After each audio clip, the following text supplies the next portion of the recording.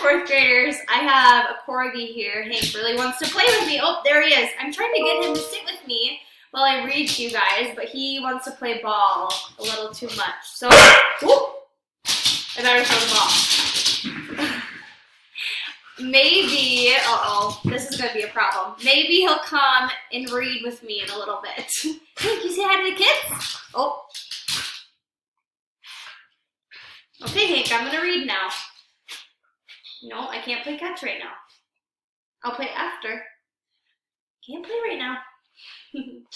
Okay, we'll see if he'll sit with us. He wants to play catch right now, but maybe he'll change his mind. I can't play catch, I'm sorry. All right, kiddos, so I'm back with the one and only Ivan. Where we left off is that Mac was working with Ruby, trying to teach her some of the tricks and things that Stella used to do. And Mac got really mad at Ruby, and he got out that claw stick, and everyone got really scared because they were afraid that Mac was going to hurt Ruby.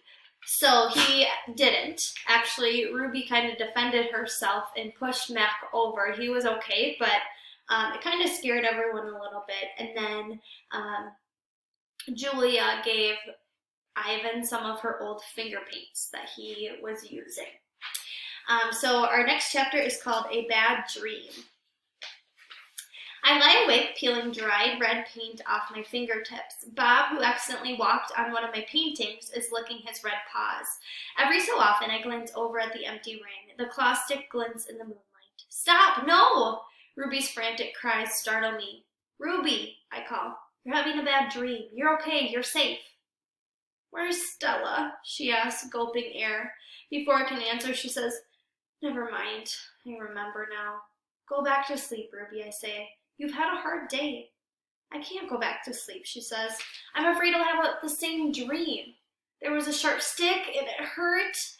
I look at Bob and he looks back at me. Oh, Ruby says.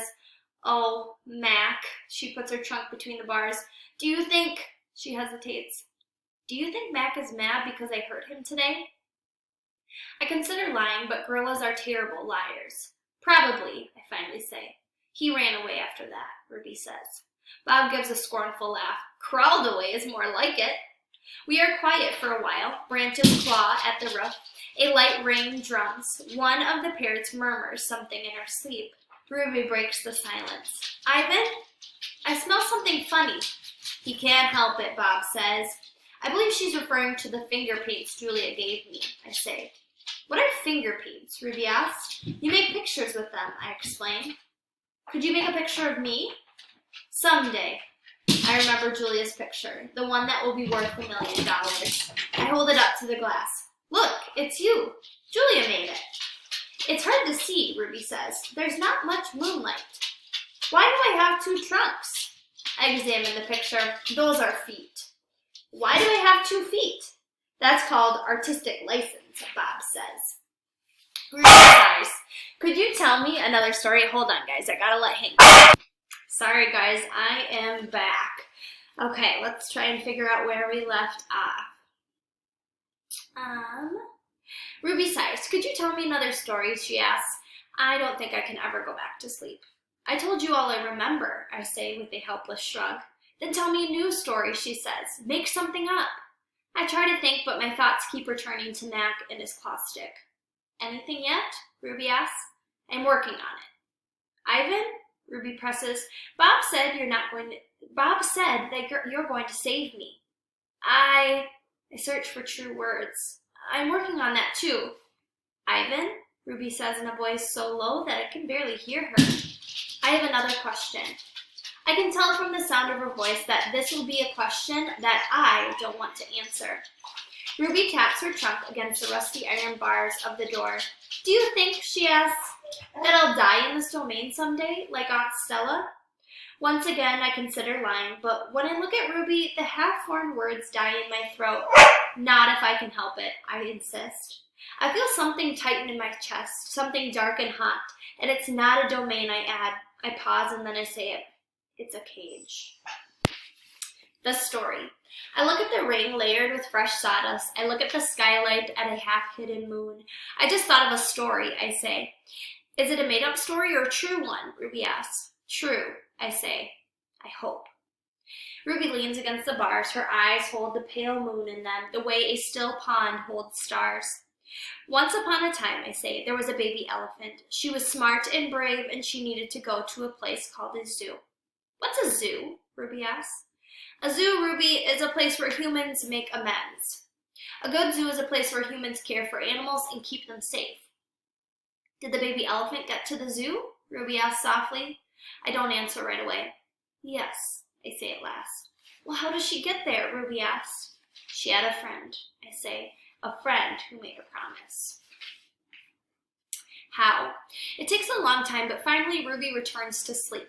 Ivan, Bob whispers, yawning. What you said about the zoo, how are you going to do it? Suddenly I feel as if I could sleep for 1,000 days. I don't know, I admit. You'll think of something, Bob says confidently, his voice trailing off as his eyes close. Well, what if I don't? I ask, but Bob is already asleep. His little red feet dance, and I know he's running in his dreams. Remembering. Bob and Ruby sleep on. I don't sleep. I think about the promise I made to Stella and the pictures I've made for Ruby, and I remember. I remember it all. What they did. They were clinging to her mother, my sister and I, when the humans killed her. They shot my father next. They chopped off their hands, their feet, and their heads. Something else to buy. There is a cluttered, musty store near my cage. They sell an ashtray there. It's made from the hand of a gorilla.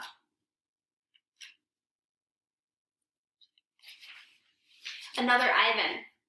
When morning comes and the parking lot glimmers with dew, I see the billboard on the highway. There I am, the one and only Ivan, bathed in the pink light of dawn. I look so angry with my furrowed brow and clenched fists. I look the way my father did the day that the men came. I am, I suppose, a peaceful sort. Mostly I watch the world go by and think about naps and bananas and yogurt raisins, but inside me hidden is another Ivan. He could tear a grown man's limbs off of his body. In the flicker of time it takes a snake's tongue to taste the air, he could taste revenge. He is the Ivan on the billboard. I stare at the one and only Ivan at the faded picture of Stella, and I remember George and Mac on their ladders, adding the picture of Ruby to bring new visitors to the Exit 8 Big Top Mall and Video Arcade. I remember the story Ruby told, the one where the villagers came to her rescue. I hear Stella's kind, wise voice. Humans can surprise you sometimes. I look at my fingers coated in red paint, the color of blood, and I know how to keep my promise. Days.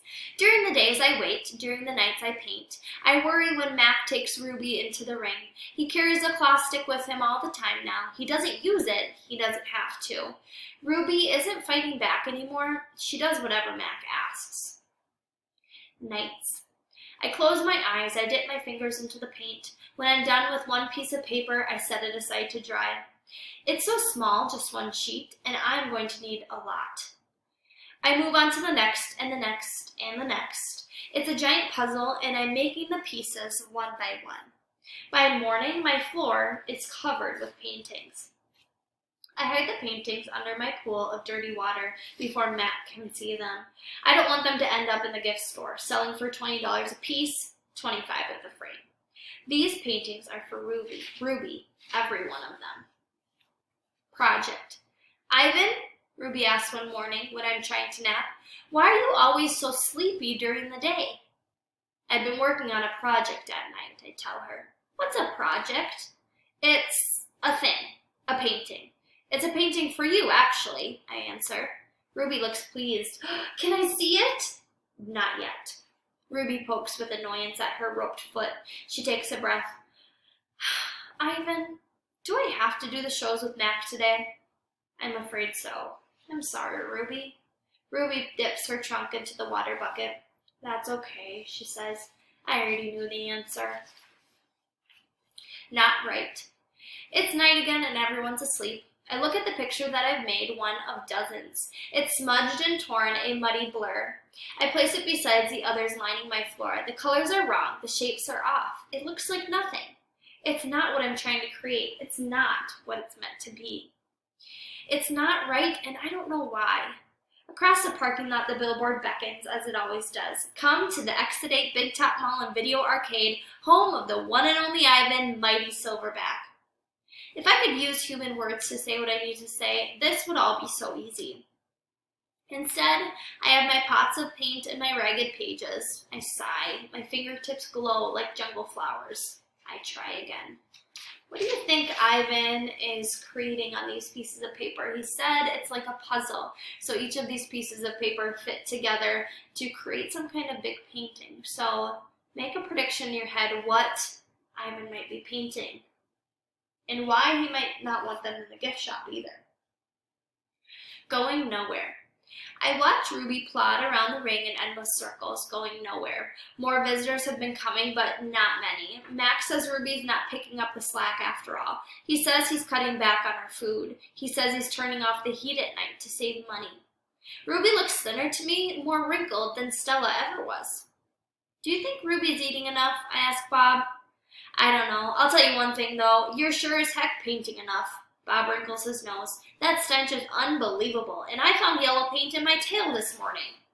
Bob isn't happy about my night painting. He says it's unnatural. Now while I work on my art, Bob sleeps on Knot Tag. He claims he prefers her because she doesn't snore. He says her belly doesn't rise and fall and make him seasick. What's the plan of yours anyway? Bob asks. If you explained it to me, I could help out. He gnaws at his tail. Maybe I could come up with something that doesn't involve, paint. I can't explain it, I tell him. It's an idea in my head, but it can't get it right. And anyways, I'm almost out of supplies. I should have known that it wouldn't have enough. I kick at my tire swing. It spatters with a drop of blue paint. It's a stupid idea. I doubt that, Bob says. Smelling? Yes. Stupid? Never. Bad guys. Most of the day I doze. Late in the afternoon, Mac approaches. Bob slips under Knot Tag. He prefers to keep a low profile around Mac. Mac's gaze falls upon my pool. The corner of one of my paintings is visible. What's that, big guy? He asks. I calmly eat an orange, ignoring him, but my heart is racing. Mac kicks at the plastic pool. Underneath it are all of the paintings. Mac yanks on a piece of paper. It slips out easily, and he doesn't seem to notice the other paintings. The page is striped with green, which is what happened when blue and yellow paint get together. It's supposed to be a patch of grass. Not bad. Where'd you get the paint anyway? George's kid? He considers. I'll bet I can get 30 for this picture, maybe even 40. Mac turns on my TV. It's a Western. There's a human with a big hat and a small gun. He has a shiny star pinned to his chest. That means he's the sheriff and he will get rid of all the bad guys. If this sells quick, I'm getting you some more of that paint, buddy, Mac says. He walks away with the paintings, Ruby's painting. For a moment, I imagine what it would feel like to be the sheriff. Let's see if we have time for one more. I think we'll stop right there. You don't have quite enough time to finish this chapter. So we'll stop there for today. Thanks for listening, kiddos, and tune in for the next part. See you later.